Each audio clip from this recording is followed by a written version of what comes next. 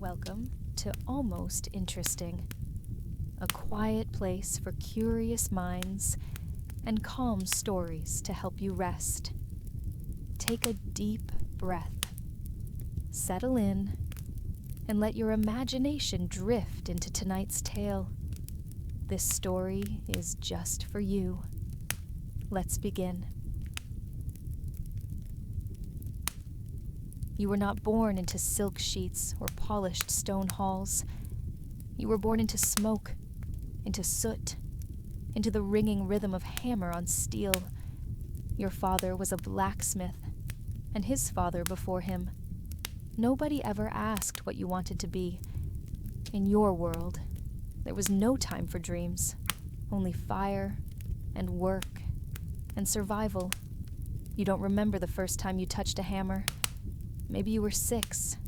Your hands were too small, your arms too thin. But your father said, if you can lift it, you can learn. And you didn't argue. In your family, no one argued. They forged, like iron. The day started before the sun. While others still slept under straw blankets, you were up feeding the forge. You broke sticks with your hands, tossed dry wood into the hearth, heard the soft crackle as the clay walls absorbed heat. You learned how to breathe life into embers with a pair of tattered bellows. You learned how to listen. The forge had a voice, your father said, a hungry one. Feed it too little, and it dies.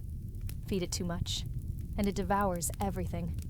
You learned balance, not in school books or scrolls, but in flame and sweat, and the weight of glowing metal. By 10, your arms ached every night. By 12, your palms were as hard as old leather. By 15, you had your first scar, a crescent on your forearm where molten slag kissed your skin. You didn't cry, not because it didn't hurt, but because crying was a luxury for people who could afford not to work. In the village, people knew your family by the sound of your anvil, a steady clang that echoed through the narrow streets, louder than church bells, sharper than any sermon. You made nails, hinges, horseshoes, and blades, always blades. Peasants needed scythes, farmers needed plowshares, soldiers needed swords. There was always war somewhere, even if you never saw it. You knew it by the orders. When they asked for a dozen spearheads, it meant someone far off was about to die. Sometimes you wondered what it would be like to travel, to leave the forge behind, to see the world beyond the smoke. But then you'd look at your hands, thick, blackened, shaped by heat, and you'd remember, this is who you are. This is what you were made to endure.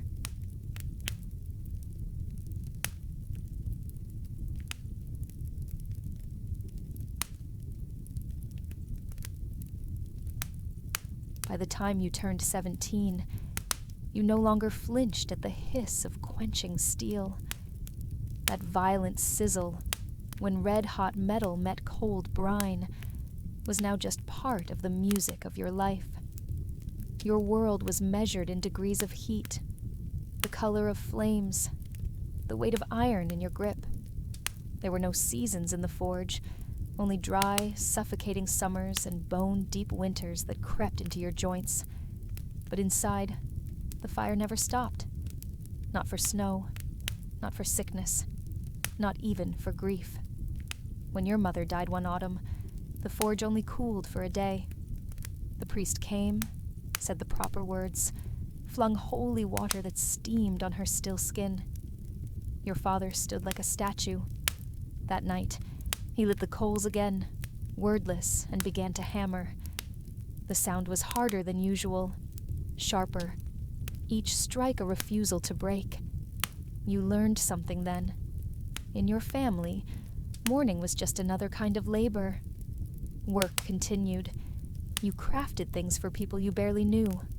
Shackles for the local jailer, a brooch for the merchant's daughter, a new latch for the brewer's barn. But your real pride came from the swords.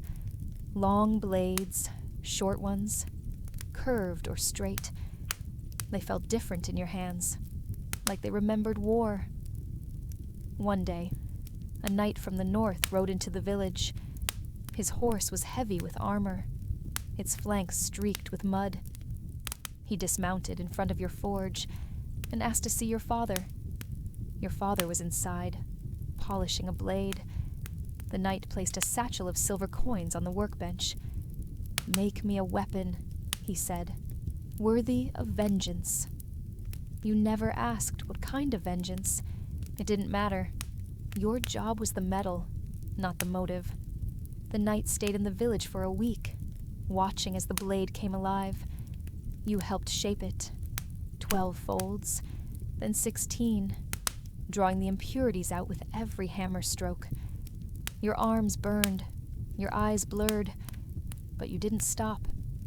When the knight held the finished sword in his hand, he smiled once. "This will do," he said. He rode out the next morning. 3 days later, someone found his horse alone on the road. Blood on the saddle. You never saw the knight again. The sword became part of someone else's story, far from your forge. But you remembered the way it felt when you held it. The weight, the balance, and the heat that lingered on your skin, long after the fire was gone.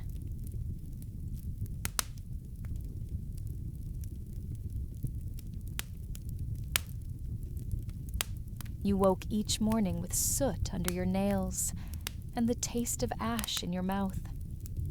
Even when you dreamed the forge followed you, flashes of fire, red-orange glow behind your eyes, the ringing echo of hammer on steel pounding in rhythm with your heart.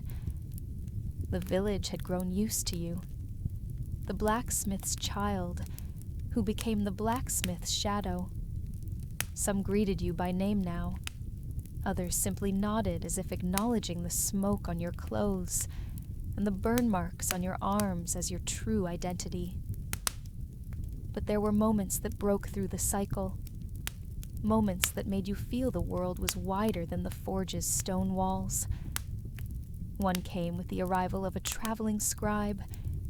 He was old, cloaked in layers of sun-worn fabric, and carried scrolls strapped to his back like weapons.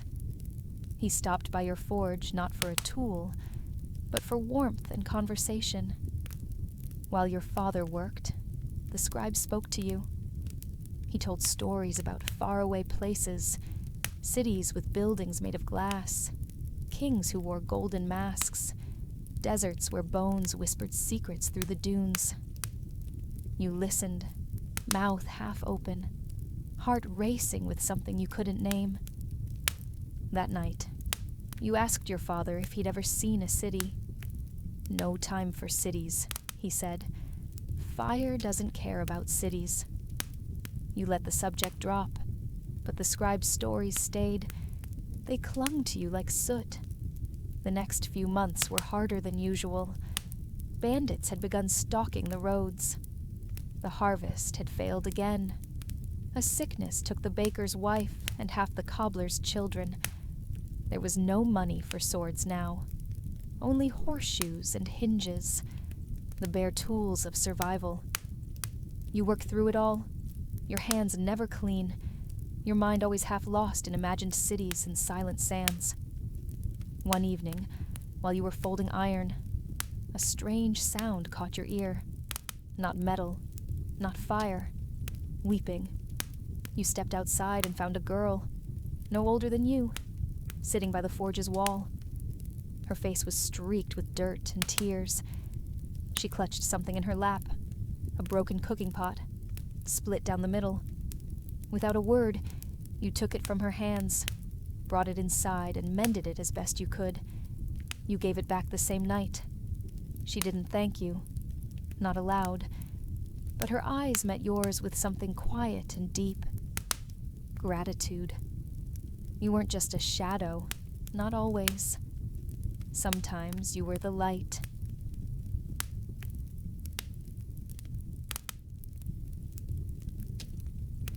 You didn't know her name. The girl with the broken pot came twice more, once with a cracked knife, once with a bent key.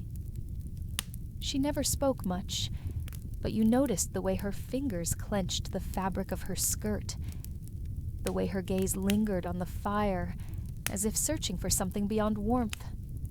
One evening, she arrived empty-handed. "You make swords," she said. You nodded. "Can you make one for me?" You didn't answer right away. She wasn't a warrior. Her shoulders were narrow, her hands delicate. But there was something in her eyes. Something hard, like tempered steel. "Why do you need a sword?" She pressed her lips together. "I want to learn." You could have refused. You could have told her that swords weren't meant for people like her. But then you remembered yourself, small, weak, gripping a hammer too heavy for your hands, when your father had said, "If you can lift it, you can learn." You nodded. "Tomorrow morning," you said. "Come back." She did, and you began to teach her.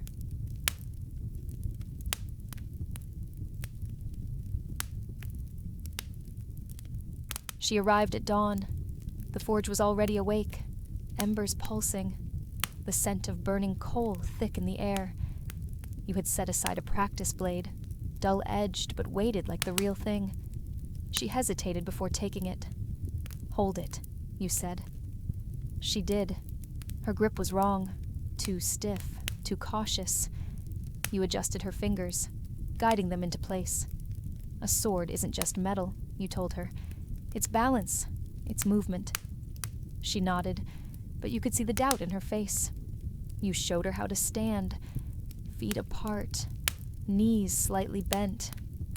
You demonstrated the first motion, a simple cut through the air. She mimicked you, awkward at first, then smoother with each attempt.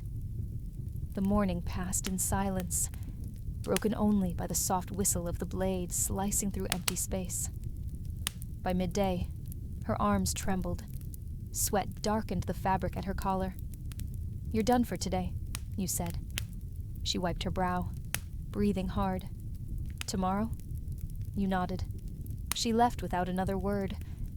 You watched her go, wondering, not for the first time, what had brought her here, and why she refused to walk away. She returned the next morning. Her grip was steadier this time. The hesitation in her stance had faded, replaced by quiet determination. You drilled her on the basics: how to move, how to pivot, how to strike without wasting energy. She listened, absorbed every word, every motion. Days passed, then weeks. She never missed a lesson. Her hands, once soft, grew calloused. Her arms, once thin, gained strength. She wasn't fast, but she was precise. Every movement deliberate, every mistake corrected with patience. One evening after practice, she sat by the forge, watching the flames. "You never ask why I want to learn," she said. You shrugged. "It's not my place." She was silent for a long time. Then quietly, "My brother was killed." You didn't respond. She didn't cry. She just stared into the fire, as if searching for something in the embers, and you let her. She trained harder after that. Her strikes became sharper, her footwork more controlled. She no longer flinched when the blade met resistance. You didn't ask about her brother again. She didn't offer more. But you saw it in the way she moved, the weight she carried, the anger she buried beneath each motion. One afternoon, she stayed later than usual. The forge was quiet, the village settling into evening. She turned to you, gripping the practice sword. "Would you ever leave?" You frowned. "Leave?" She nodded. "The forge, the village, everything. You had thought about it before, in passing, in dreams, But the thought had never lasted. "This is my life," you said. She studied you for a moment, then looked away. "Maybe it doesn't have to be."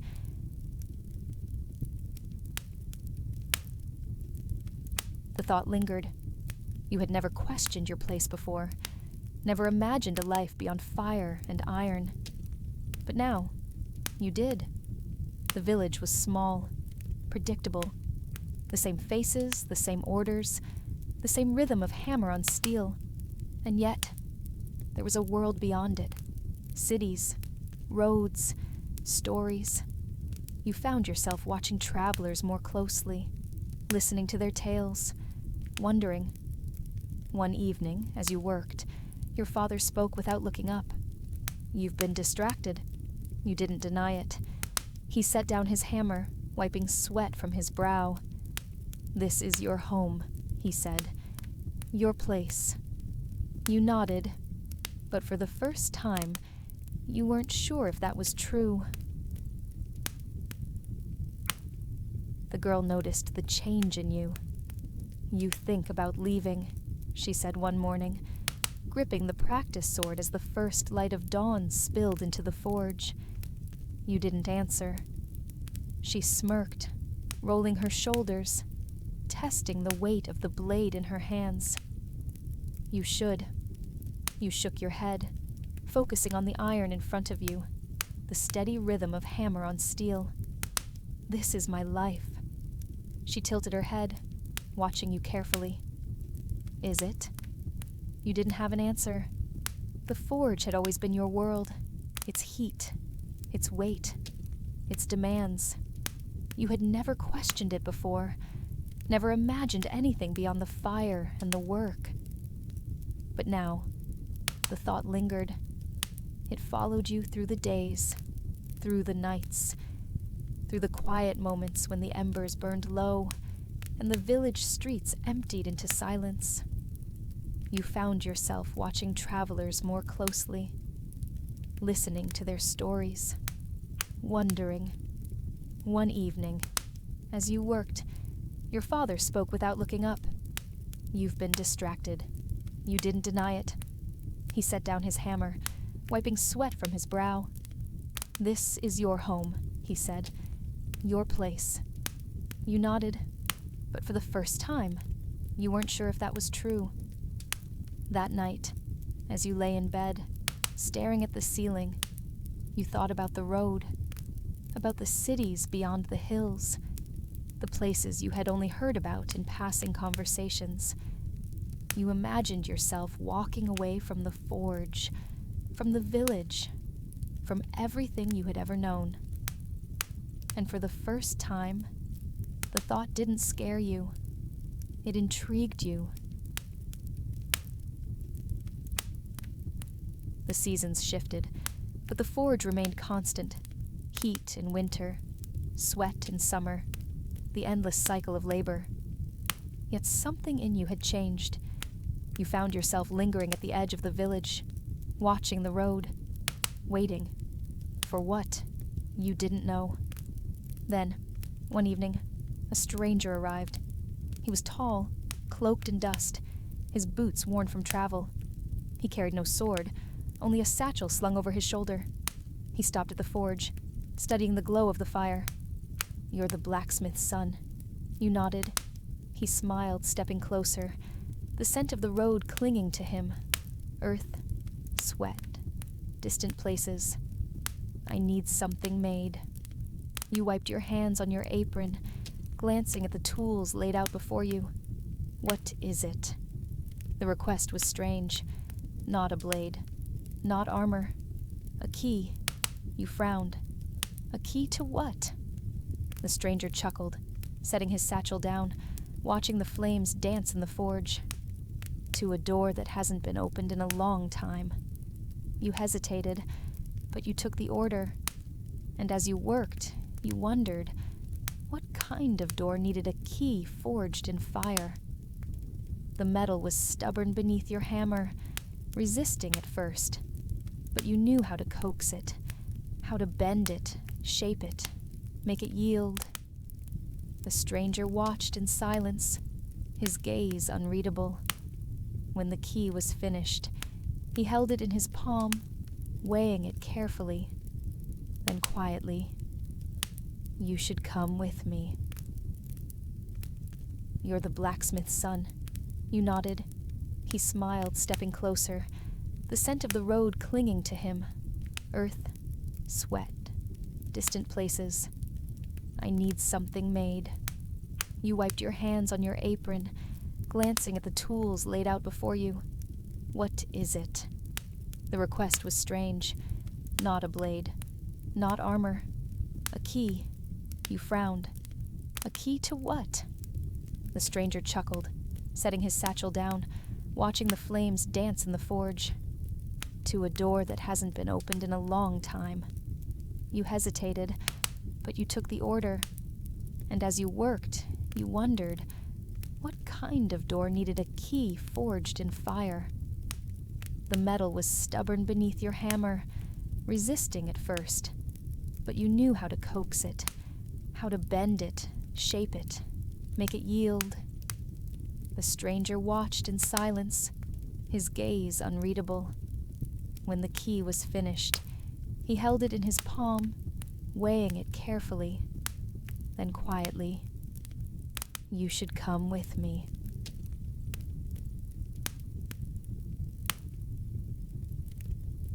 You stared at him. "Come with you." He nodded, slipping the key into his satchel. "There's more to the world than this forge." You glanced at the fire, at the anvil, at the place that had shaped you. And for the first time, you considered leaving. The thought was dangerous. Leaving meant abandoning everything. Your father, the forge, the life you had built with your own hands. But it also meant something else. Possibility. The stranger didn't press you for an answer. He simply nodded, as if he already knew the choice you would make. "I leave at dawn," he said. "If you want to come, be ready." Then he was gone, disappearing into the quiet streets of the village. You stood there for a long time, staring at the embers in the forge, listening to the distant hum of the night. Could you really leave? Could you walk away from everything? You thought about the girl. She had found her own path. Maybe it was time for you to find yours. Part 12.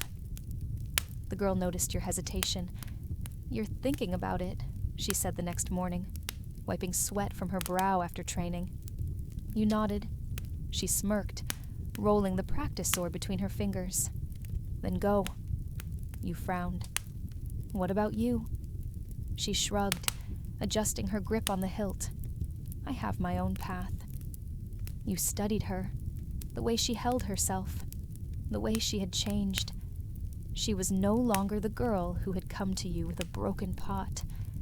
She was something else now, and so were you. The thought of leaving had always been distant, something imagined, something dismissed. But now, it was real. The road was waiting, and for the first time, you weren't sure if you would stay. That night, as you packed a small satchel with what little you owned, your father spoke without looking up. "Don't forget where you came from." You nodded, but you knew. You would never be the same again. Part 13. The road was long. The stranger walked ahead, his pace steady. You followed, the weight of your past heavy on your shoulders. But with each step, it grew lighter. The village faded behind you, swallowed by the horizon. For the first time in your life, you were truly leaving. The world stretched before you, vast and unknown, and you were ready. This is the expanded continuation, with each part twice as long as before, keeping the depth and immersive pacing intact. Let me know if this works for you, and I'll continue all the way to part 50.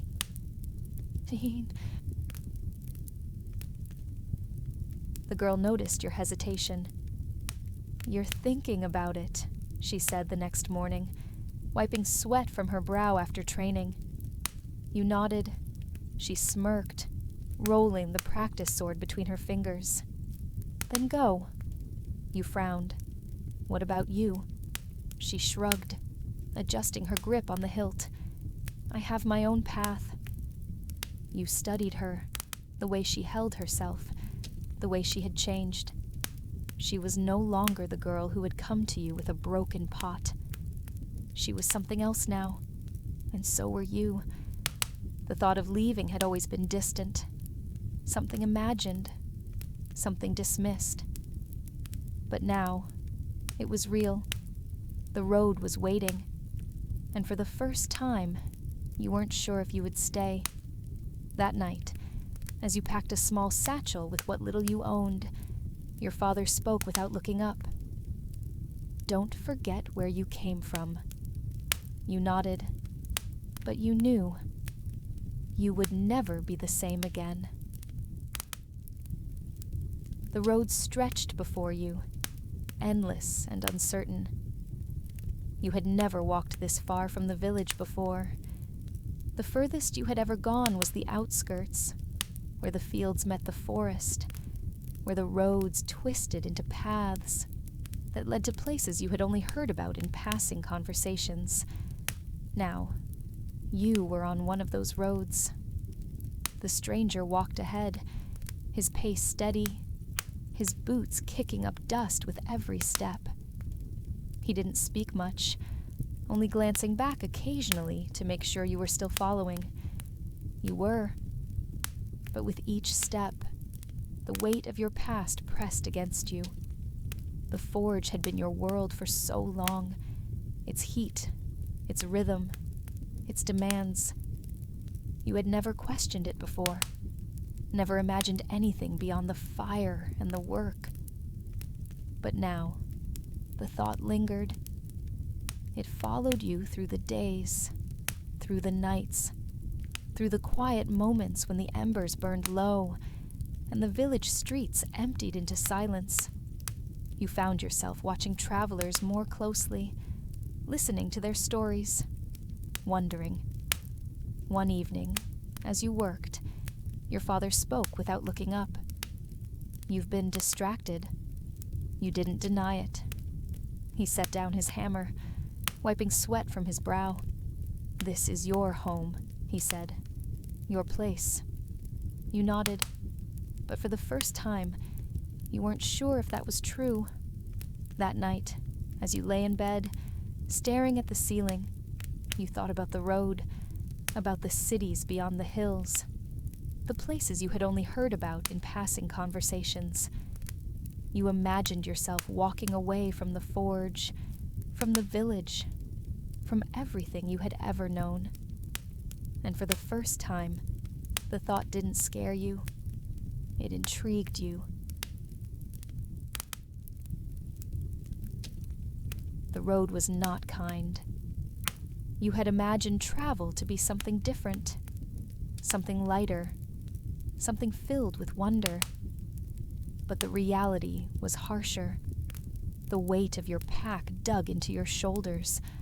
The soles of your boots wore thin against the uneven ground, and the sun beat down on you without mercy. The stranger walked ahead, his pace steady, unbothered by the discomfort. He had done this before. You had not. The first night, you camped beneath a twisted oak, its branches clawing at the sky like skeletal fingers. The stranger built a fire with practiced ease, striking flint against steel until the sparks caught. You sat across from him, watching the flames dance, listening to the distant sounds of the forest, owls calling, leaves rustling, the whisper of something unseen moving through the underbrush. You'll get used to it, the stranger said, breaking the silence. You weren't sure if he meant the road, the discomfort, or the uncertainty. Maybe all of it. You didn't respond. Instead, you stared into the fire, remembering the forge, the way the embers had glowed beneath the bellows, the way the heat had wrapped around you like something alive. This fire was different. It was not yours, and yet you were here. You had chosen this. The thoughts settled in your chest, heavy and unfamiliar. You were no longer a blacksmith's apprentice. You were something else now, something undefined, and the road stretched before you, waiting to shape you into whatever you were meant to become. The second day on the road was worse than the first. Your legs ached, your shoulders burned, and the dust clung to your skin like a second layer. The stranger walked ahead, never slowing, never complaining. He had the ease of someone who had spent years traveling, someone who knew the rhythm of the road. You did not. By midday, the sun was relentless, beating down on the cracked earth, turning the air thick and heavy. You had never known heat like this, not even in the forge.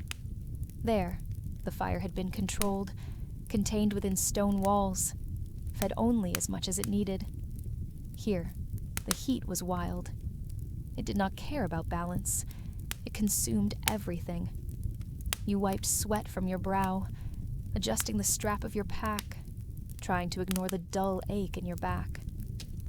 "How much farther?" you asked. The stranger glanced at you, his expression unreadable. "Far." You sighed, shifting your grip on the pack, forcing yourself to keep moving. The road stretched ahead, endless and uncertain. By evening, your feet were blistered, your throat dry. The stranger led you to a small stream, its water cool and clear, hidden beneath the shade of a willow. You dropped to your knees, cupping the water in your hands, drinking deeply. It tasted like relief.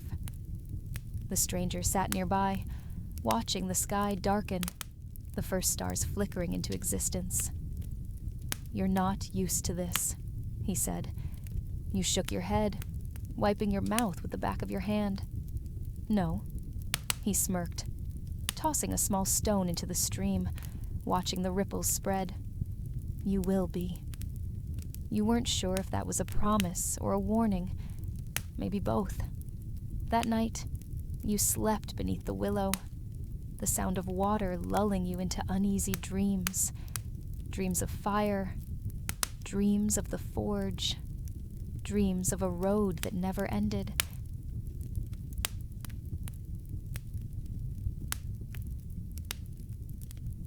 The third day on the road brought silence. You had expected conversation, expected the stranger to offer some insight into where you were going, what lay ahead. But he did not speak, and you did not ask. The road was its own language. It spoke in the crunch of boots against dirt, in the rustling of wind through dry grass, in the distant calls of birds that you could not name. You listened, not because you wanted to, but because there was nothing else to do. The forge had been filled with sound, hammer on steel, the hiss of quenching metal, the low murmur of your father's instructions. Here, the world was quieter, not empty, just different. By midday, the stranger stopped at a crossroads. Two paths stretched ahead, one leading toward the distant outline of hills, the other winding into a dense forest. He studied them for a moment, then turned to you. "Which way?" You frowned. "You're asking me?" He nodded. "You left the forge. You chose the road. Now, you choose the path." You stared at the two options, feeling the weight of the decision settle in your chest. The hills were open, exposed. You could see where they led, could trace the curve of the land with your eyes. The forest was different. It swallowed the light, hid its secrets beneath layers of shadow and tangled branches. You hesitated. Then, without speaking, you stepped toward the trees. The stranger smiled and followed. The forest was alive in ways you had never imagined. It breathed. It whispered. It watched. You had spent your life surrounded by fire and iron, by the steady rhythm of hammer on steel, by the predictable cycle of work and survival. The forge had been your world, its heat your constant companion. But here, in the depths of the trees, the world was different. It was untamed. It did not follow the rules of metal and flame. It had its own rhythm, its own language, one that you did not yet understand. The stranger walked ahead, his movements careful, deliberate. He knew this place. You did not, and that made you uneasy. The path twisted beneath your feet, winding through dense undergrowth, disappearing into shadows that stretched long and deep. The air was thick with the scent of damp earth and pine, with the quiet hum of unseen creatures moving just beyond sight. You had never walked through a place like this before. The village had been surrounded by fields, by open land that stretched toward the horizon. The only trees had been small, scattered, nothing like these towering giants that loomed above you. You felt small beneath them. The stranger did not speak, and you did not ask questions. You simply followed. By nightfall, the air had cooled, the scent of damp wood thick around you. The stranger found a clearing, a space where the trees parted just enough to let the moonlight in. "We sleep here," he said. You nodded, dropping your pack, stretching your sore limbs. The forest hummed with unseen life, distant rustling, the occasional snap of a twig, the quiet pulse of something moving just beyond sight. You did not sleep easily, but you slept, and in your dreams, the forge still burned. The morning arrived slowly, creeping through the trees in pale streaks of light. You woke to the scent of damp earth, to the distant call of birds, to the quiet rustling of leaves shifting in the wind. The fire had burned low in the night, leaving only smoldering embers, their glow faint beneath the ash. The stranger was already awake. He stood at the edge of the clearing, staring into the trees, his posture still, his expression unreadable. You sat up, rubbing the sleep from your eyes, stretching the stiffness from your limbs. The forest had not been kind to you. Your body ached from the uneven ground, from the weight of your pack, from the unfamiliarity of sleeping beneath open sky. You had spent your life surrounded by walls, by the steady warmth of the forge, by the predictable rhythm of work and survival. This was different. This was raw, unforgiving, and yet you did not hate it. The stranger turned, his gaze settling on you. "We move soon," he said. You nodded, pushing yourself to your feet, brushing the dirt from your clothes. The road waited, and so did whatever lay ahead. The forest grew denser as you walked. The trees pressed closer, their trunks thick and ancient, their branches tangled overhead, weaving a canopy that swallowed the sky. The air was damp, heavy with the scent of moss and earth, with the quiet hum of unseen creatures moving through the undergrowth. You had never been in a place like this before. The village had been surrounded by fields, by open land that stretched toward the horizon. The only trees had been small, scattered, nothing like these towering giants that loomed above you. You felt small beneath them. The stranger walked ahead, his movements careful, deliberate. He knew this place. You did not, and that made you uneasy. The path twisted beneath your feet, winding through dense undergrowth, disappearing into shadows that stretched long and deep. The ground was soft, damp with the remnants of last night's rain, the mud clinging to your boots with each step. The silence was different here, not empty, just waiting. You listened, not because you wanted to, but because there was nothing else to do. The forge had been filled with sound, hammer on steel, the hiss of quenching metal, the low murmur of your father's instructions. Here, the world was quieter, less predictable, more alive. By midday, the mist had burned away, leaving the air crisp and clear. The scent of pine filled your lungs, sharp and clean. You had never breathed air like this before. The forge had been thick with smoke, with the scent of burning coal, with the weight of metal and sweat. This was different. Lighter, freer. You didn't say it aloud, but you felt it. And for the first time, you wondered if you would ever go back. The stranger stopped suddenly. You nearly walked into him, catching yourself just in time. "What is it?" you asked. He didn't answer.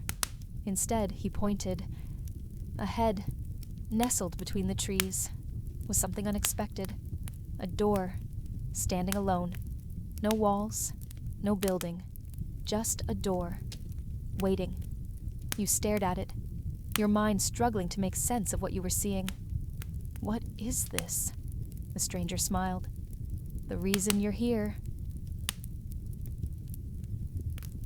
The door stood alone. It was old, its wood dark and worn, its edges softened by time. The iron handle was rusted, the keyhole barely visible beneath layers of age and neglect. It did not belong here, in the middle of the forest, surrounded by towering trees and tangled roots, and yet it felt right. The stranger watched you, his expression unreadable. "You have the key," he said. You hesitated. Then slowly you reached into your pack, fingers closing around the weight of the forged metal. The key, the one you had made, the one that had led you here. You held it in your palm, feeling its weight, its purpose.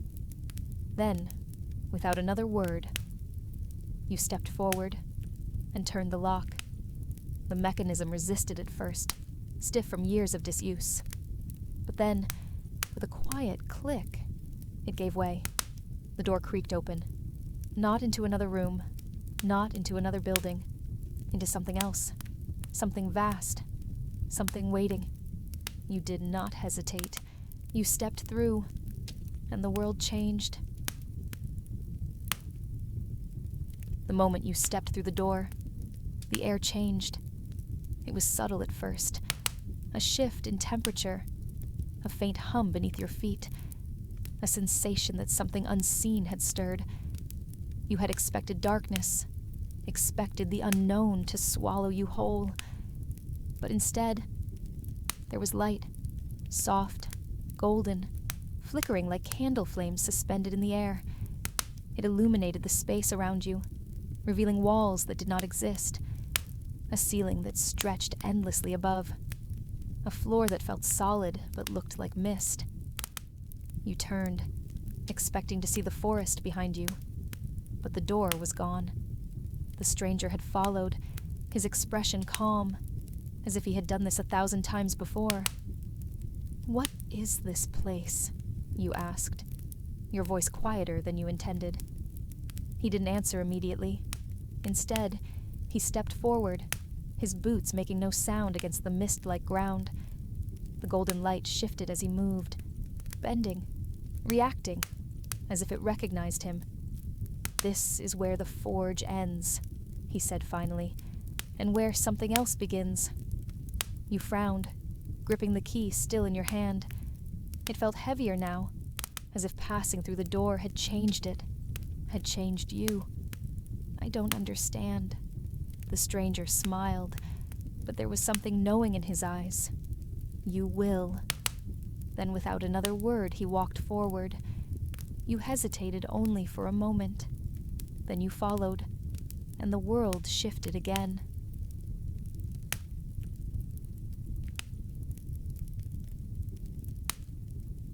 ground beneath your feet was not stone, nor earth, nor anything you had ever walked upon before.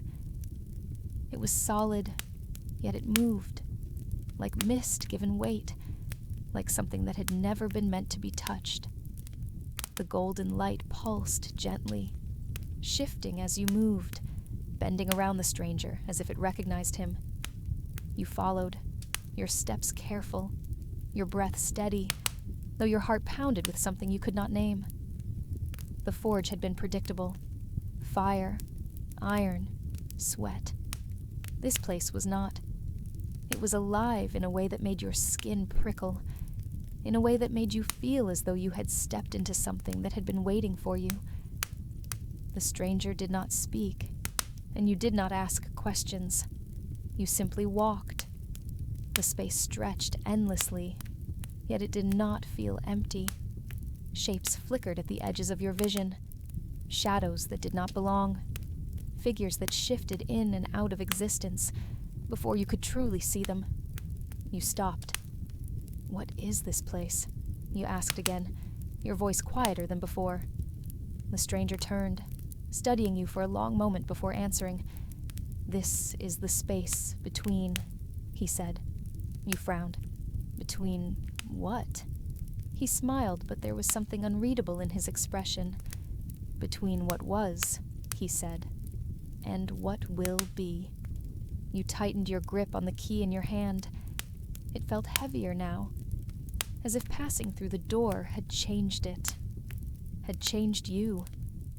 The stranger continued walking, and after a moment, you followed, and the world shifted again.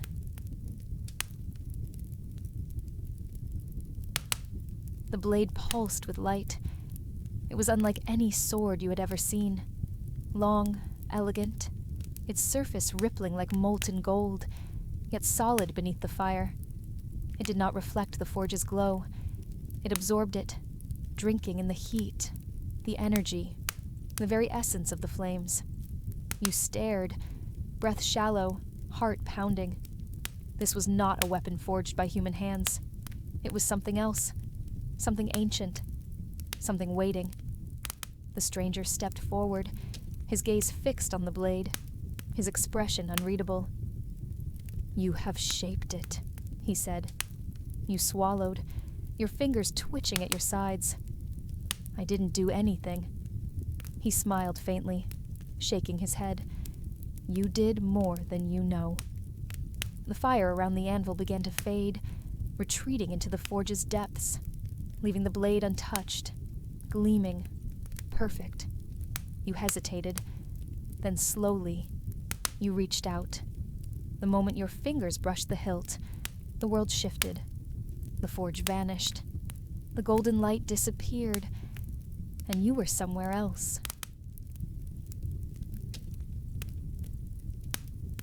The space between worlds did not obey the rules of time. You walked, but you did not know for how long. Minutes, hours, days.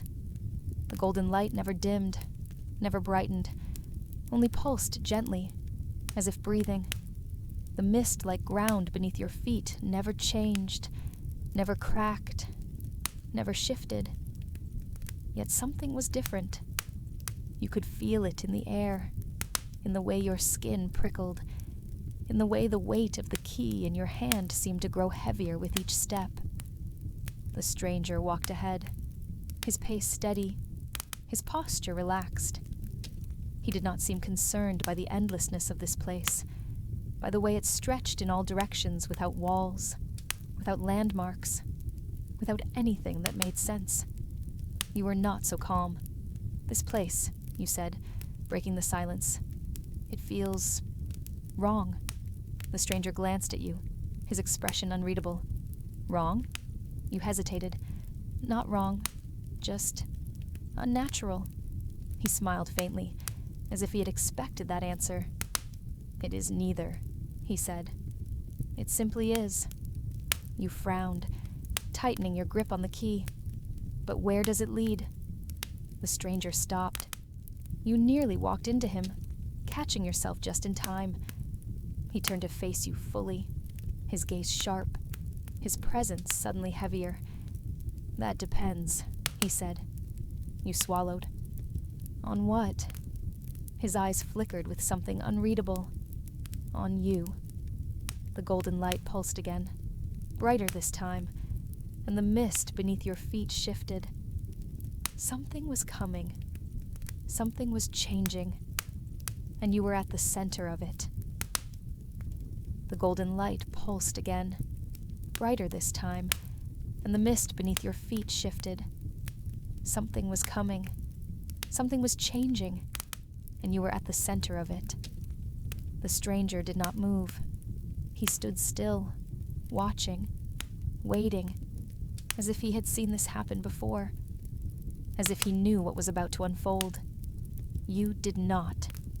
The weight of the key in your hand grew heavier, pressing into your palm like something alive. You tightened your grip, your breath steady but shallow, your pulse quickening.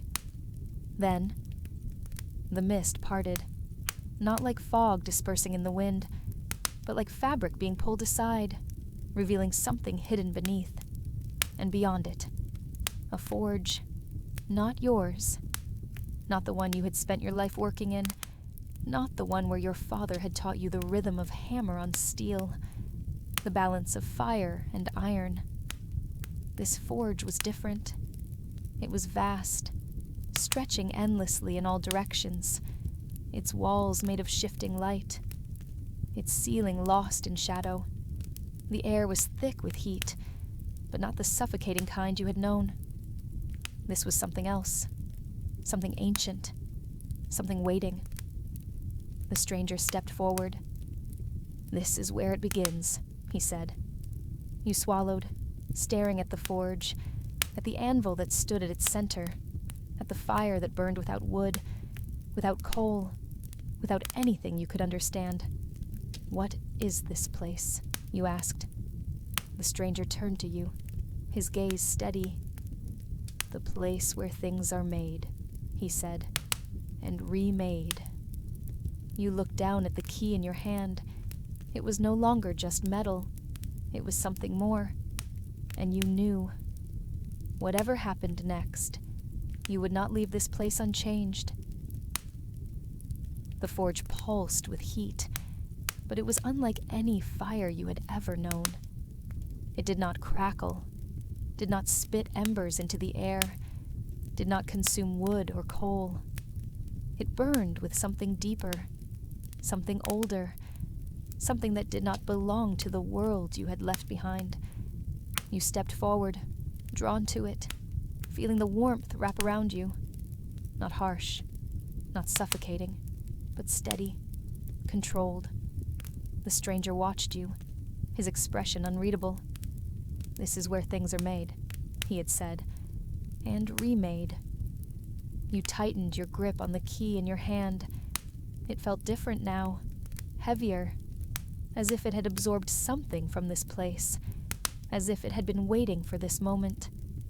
You turned to the stranger. "What am I supposed to do?" He did not answer immediately.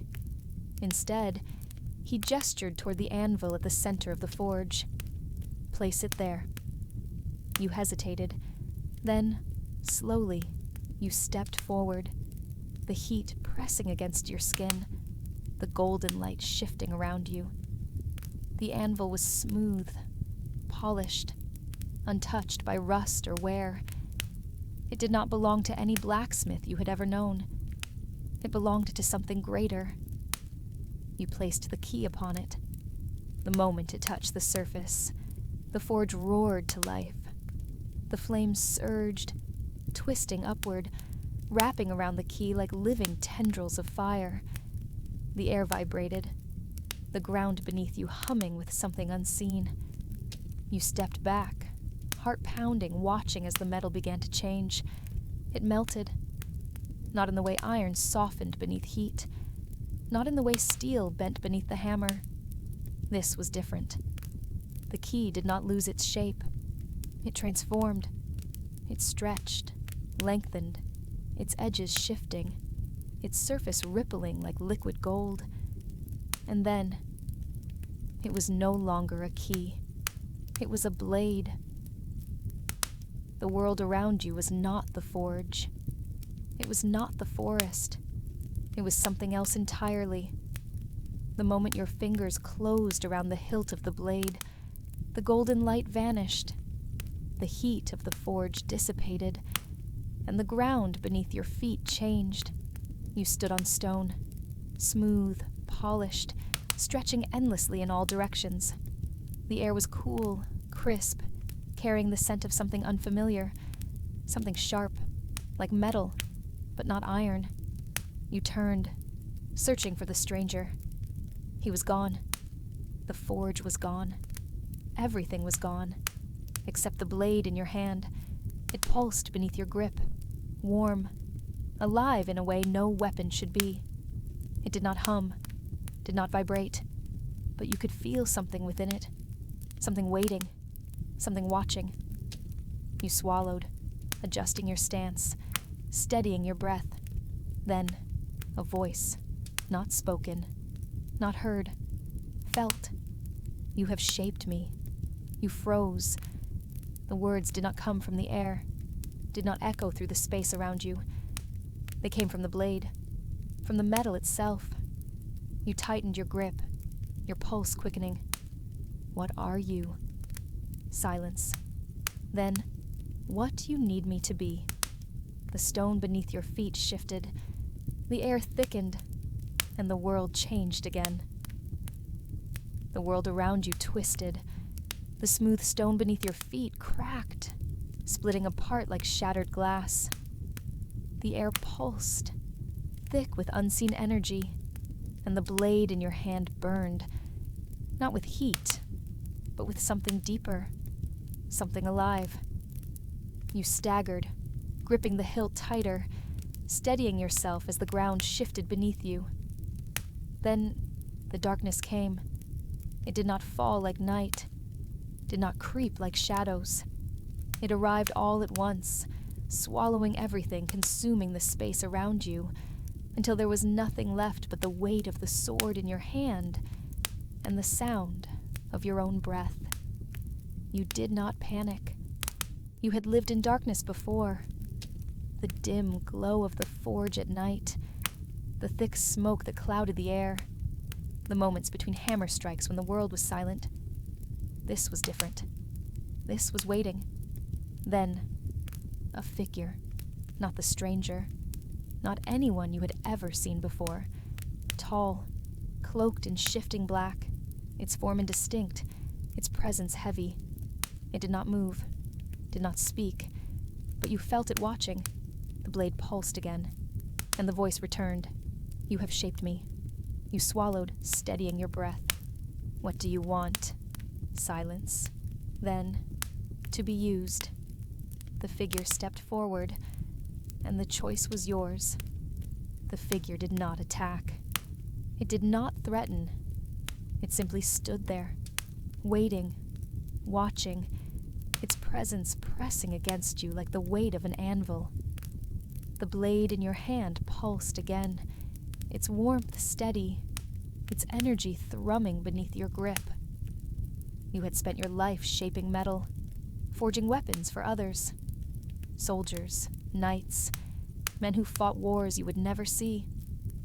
Now, you held a weapon of your own, and the question remained, would you use it? You tightened your grip, adjusting your stance, feeling the weight of the blades settle into your palm. The figure did not move. It was waiting, not for battle, for a decision. You took a slow breath, steadying yourself. Then, without speaking, you lowered the blade. The figure tilted its head as if considering you. Then, it vanished. The darkness receded, and the world returned. You stood in the forge, not the endless one, not the one made of golden light. Your forge, the one you had left behind. The fire burned low, the embers pulsing gently, the scent of iron thick in the air. The anvil stood where it always had, worn from years of use, from the weight of countless weapons shaped beneath your hands. You looked down. The blade was gone. The key was gone. Only your hands remained, calloused, strong, shaped by years of work. You took a slow breath, steadying yourself. Then without hesitation you reached for the hammer, and the forge roared to life.